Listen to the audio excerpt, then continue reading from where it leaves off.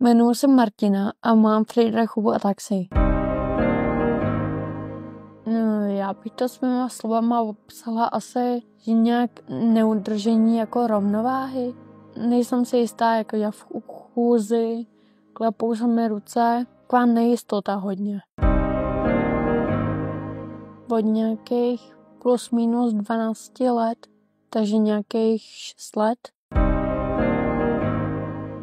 Hlavně v té chůzi, hlavně v pití, třeba když se chce jako napít, nebo hlavně přinést to pití. Takže jsem jako klepou ruce a není to úplně jako, nejsem si jistá.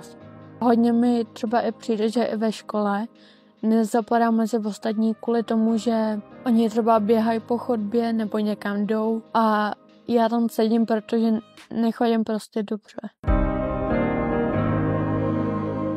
Já bych za to byla jako neskutečně ráda. S tím, že měla bych tu možnost být zase jako ostatní.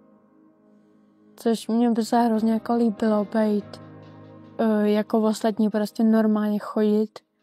A jako byla bych za to hodně ráda. Jsem zjistila třeba, že nějaké věci, že se dají doopravdy zvládnout. S tou Friedrichovou ataxií se jako říkám, že buď to vyjde, nebo prostě ne a víc jako riskuju s tím.